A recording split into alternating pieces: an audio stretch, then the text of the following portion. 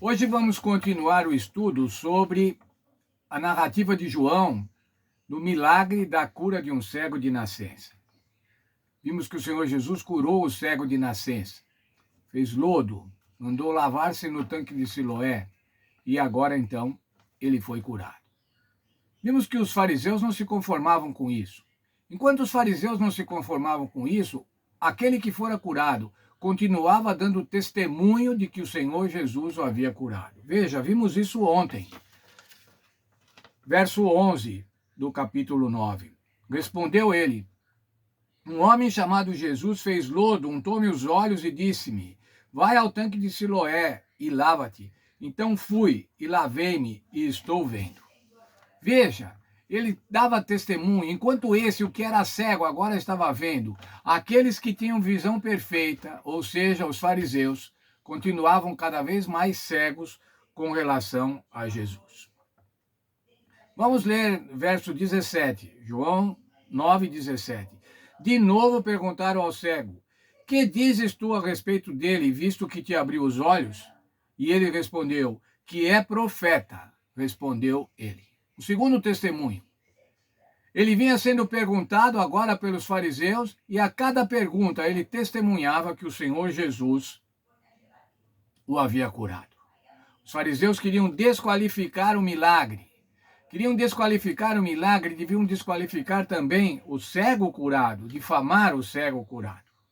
Não acreditavam os judeus que ele fora cego e agora havia, enquanto não chamaram seus pais. Tá, vamos chamar seus pais, vamos ver se você era realmente cego de nascença. Ou você está mentindo, ou esse Jesus que disse que fez uma cura também não fez, fez apenas um cenário de que havia curado. Vamos lá. E os interrogaram, agora estão interrogando os pais. Verso 19 até o verso 22. É esse o vosso filho de quem dizeis nasceu cego? Como, pois, vê agora? Então os pais responderam: sabemos que esse é o nosso filho que nasceu cego, mas não sabemos como vê agora, ou quem lhe abriu os olhos também não sabemos. Perguntai a ele: idade tem, falará de si mesmo. Veja, eles não responderam, eles falaram assim: pergunte para ele que foi cego. Mas ele é o nosso filho, era cego desde nascença.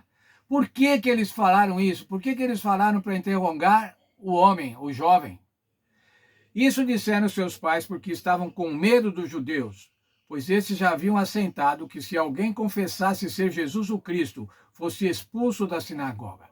Já havia uma perseguição religiosa aos cristãos, aos pré-cristãos. Aqueles que aceitassem a Jesus e que entendessem e declarassem que o Senhor Jesus era o Cristo da profecia, esses seriam expulsos, seriam excomungados da sinagoga. E isso tinha uma importância espiritual muito grande. Ser expulso da sinagoga, ser expulso significava ser expulso do povo de Deus, ser expulso da promessa. Mas ainda fizeram agora outro interrogatório.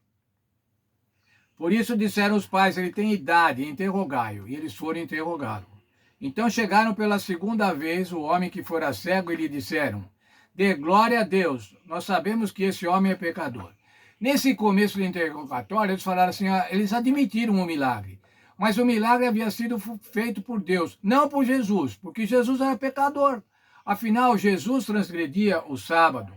É pecador porque não guarda o sábado, então dá glória a Deus. E ele retrucou: se pecador, não sei. Uma coisa eu sei, eu era cego e agora vejo. Terceiro testemunho daquele que fora cego. Perguntaram-lhe, pois, que te fez ele? Como te abriu os olhos? E ele respondeu: já vou-lo disse, e não atendestes. Já falei para vocês. Vocês não entenderam ainda? Já falei para vocês. Por que quereis ouvir outra vez? Porventura quereis vós também tornar-vos seus discípulos? Agora, irmãos, ele deu uma resposta incisiva, uma resposta meio mal criada até, mas um testemunho.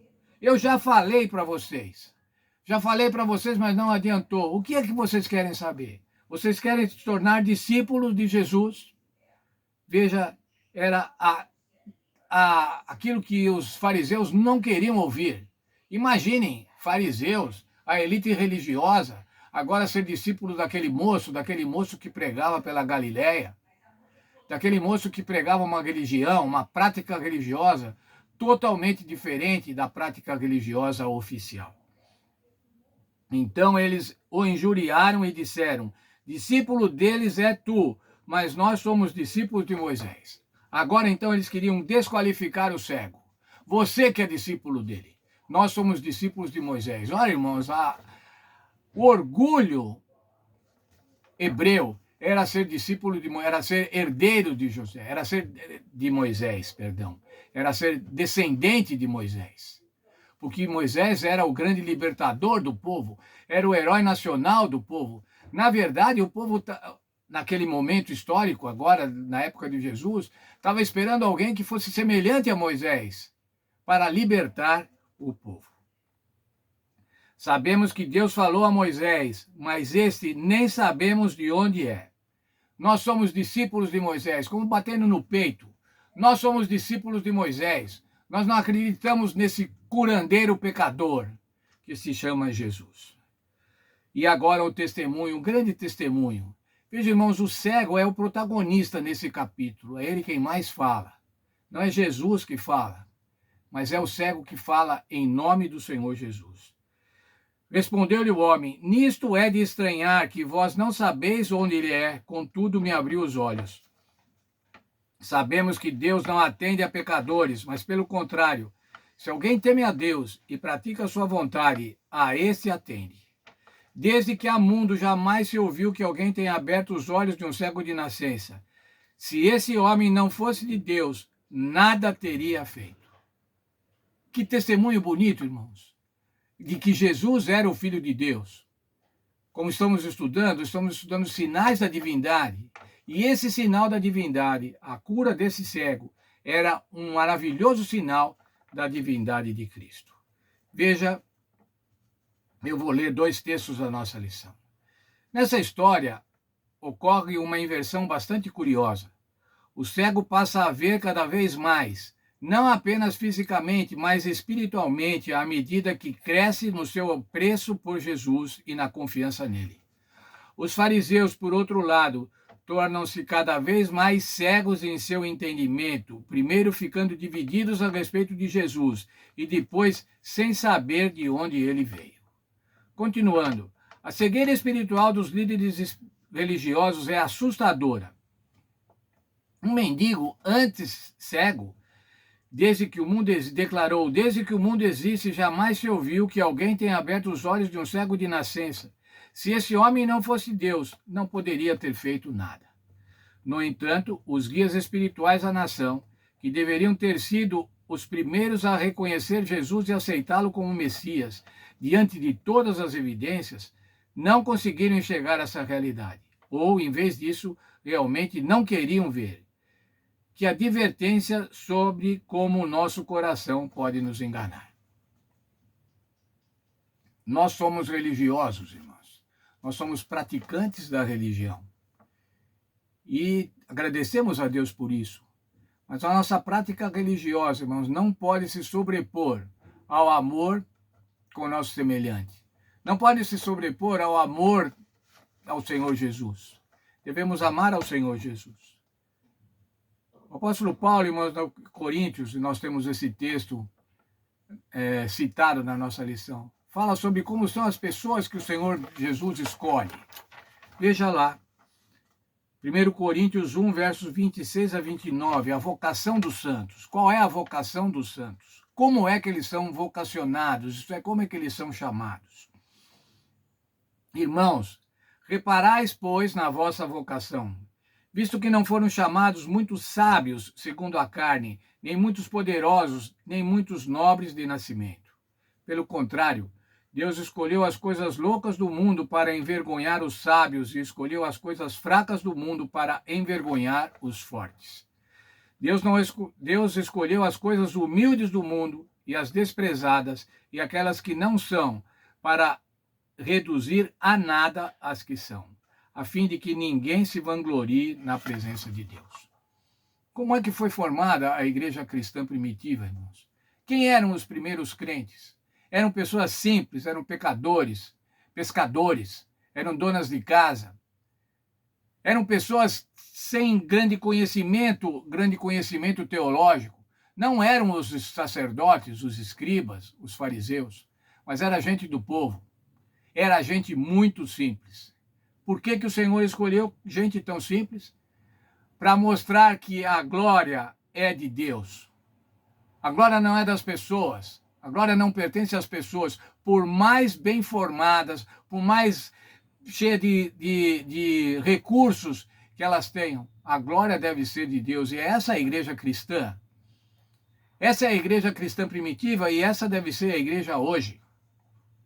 Sabe, irmãos, é muito importante a igreja ter teólogos, a igreja ter pastores, evangelistas, deve ter. Mas a igreja verdadeira, irmãos, a massa da igreja é de gente simples, é de gente humilde, de gente que lê a Bíblia com simplicidade, sem muita teologia, mas com fé na salvação, no Senhor Jesus Cristo. Obviamente, irmãos, não estou desqualificando a liderança religiosa ou a liderança teológica da igreja, ela é muito importante. Mas os nossos irmãozinhos, aqueles que oram pelo sucesso da igreja, aqueles que oram pela cura de outros irmãos, aqueles que fazem orações intercessórias, estes são, na verdade, a igreja. Como diz Paulo, para que ninguém se glorie na presença de Deus, mas nos gloriemos no sacrifício do Senhor Jesus Cristo, que escolheu as pessoas loucas segundo o mundo, para terem sabedoria, para demonstrar sabedoria diante de Deus. Que Deus esteja com cada um dos nossos irmãos, os nossos irmãos os mais humildes, com aqueles nossos irmãos que já são líderes de igrejas locais, com a liderança estadual e nacional da igreja, com a liderança mundial da igreja. Que Deus cuide da igreja, mas especialmente que dê a cada um de nós, em qualquer nível hierárquico da igreja, dê a humildade de saber que é ao Senhor Jesus que nós devemos glorificar.